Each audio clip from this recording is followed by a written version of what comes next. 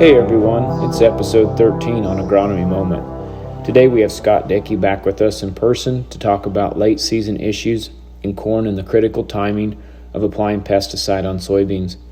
Before we jump into that, however, this is a good time to announce Beck's Hybrids field shows this August. We are planning on attending, and after the great feedback from those of you who attended last year, we are organizing a group to go. This year, due to COVID-19 and the controls the state of Illinois has placed on large groups, the field show we are attending will be in Colfax, Iowa on August 11. We plan to leave August 10, spend the night, and return on the night of August 11th. So much research here for the farmer, and I highly recommend you go if you have the time. Let me know if so, and I will make arrangements for your hotels, transportation, etc. Now we are going to find out what our current situation is here in the field. This morning we have Scott Dickey with us here. We've been out here looking at some corn and soybeans and thought we would kind of dive into a little update here on the crops here as we get into the past mid-season, more into the late season here. And thought I'd ask Scott here a little bit about the corn that we've been seeing out here this morning. Scott, first of all, what are we seeing here in the field here as we get into the late season here right prior to probably right about dough stage? Yeah, it's interesting with some of the rains we've had the last week or so. Some of the fields looked kind of rough a week ago. They're coming around a little bit on grain. Obviously there's some hits in areas from the drought, but yes. In general look better than they did and what I thought they would look like a week ago with the rains. So, yes. Very little disease yet. There is disease present in the fields, but we saw southern rust this morning in your plot, and so that'll be something we watch, particularly in fields that were late planted. These fields that were early planted that are nearing dough, probably the risk is much more minimal in those fields than the ones that were planted later for southern rust issues, but we'll be keeping an eye on that as well. Sure. What about as we thought about being wet early, and as corn has matured and we went through that dry spell and now we're facing harvest, I was thinking of some of those late season issues we can sometimes get. Scott, what are you thinking on that? What could be some potential things to watch? Well, it'll be interesting to watch because like today out in the fields, we found some premature death plants, and when we dug the plants up and split the stalks, we're finding crown rot. Yep. And so with a year like this where we started off really wet and not too great, there was a lot of risk for infection for diseases that could end up resulting in crown rot. So as we progress in the next couple of weeks, getting closer to the harvest time frame here, we'll be watching for stalk integrity, primarily through loss of the crown, which would reduce flow into the plants from the soil, and that definitely be something to keep an eye on. And first of all, when does that infection again take place?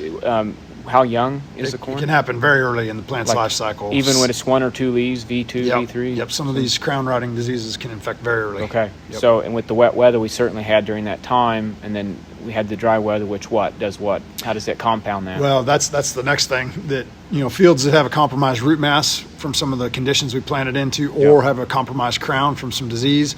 You follow that with drought conditions when the plant's really in need of flow from the root mass from soil into the plant to keep it cool and to finish grain fill. We could begin to see more cannibalization of that lower stalk as the plant reallocates resources from the stalk to the ear. So as usual, we always talk about stalk integrity late and keeping an eye on that. Again, this will be another year where we have to really keep our eyes open for stalk integrity as we approach harvest. So if I'm out there here, let's just say it's August the 15th here in another couple weeks, maybe not even that late, can I start driving around deciding which fields are a little more at risk for harvest, for falling over, and if that would even be an issue? Maybe it's not, but what if it is? What do you think on that? So, as we approach harvest, within a couple weeks of harvest, we get into that. When the milk line starts moving through the kernel, which will be not too far down the road here, I usually like to get out and walk fields and start pushing on stalks, squeezing on the bases of stalks. And any fields where you have a significant number of plants that either break when you push on them or are a little soft stalked at the bottom, it could be a field to target.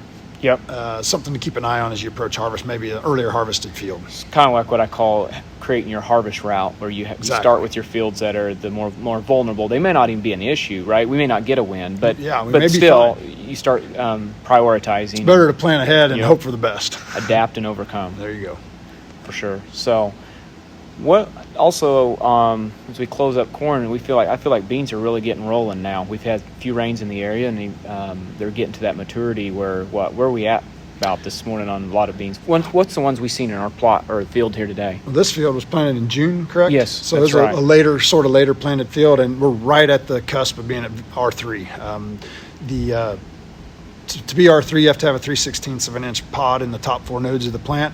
And in the plants we were looking at today, there is a pod developing at the 4th node down from the top.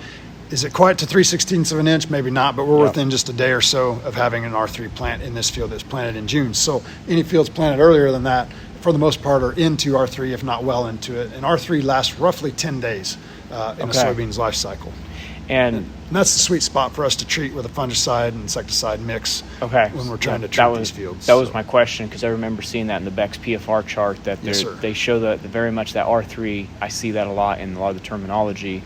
And why, you care to talk about why is that? Like, why is it so critical, or why does it seem to be the optimum point that from insecticide that point on, and all the majority of our yield is going to be generated from that point on, from the nodes that are yet to develop. And by protecting that plant from here on out, we just can we get the highest return on our investment in regard to the timing of application when we treat at R3. Yep. So we're at the point where we're late enough that it does good into the end of the season as it feels, but yet we're early enough that we can ward off either the disease or maybe the insects from.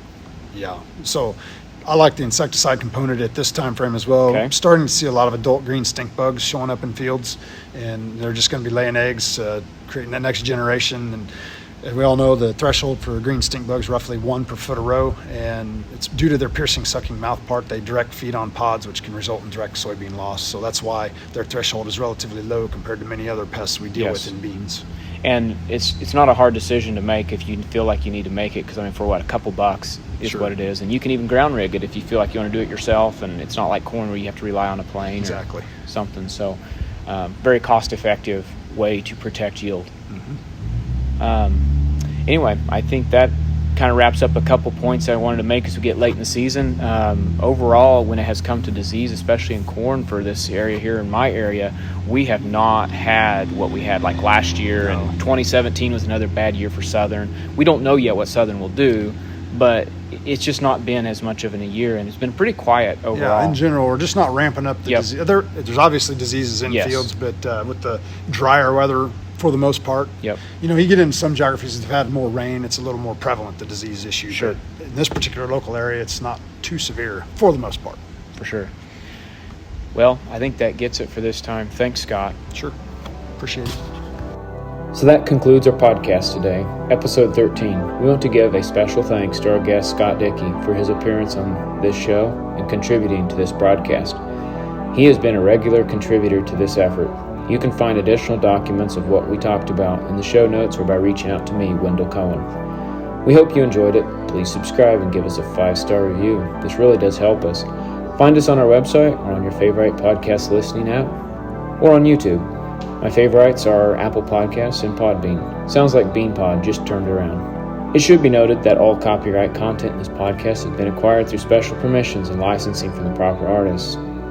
Feel free to reach out anytime with questions, feedback, or any concerns you might have. This is a production of Top Ag Media. Wendell Cohen was a producer. I'm your show host. Cheers to all of you. Until next time.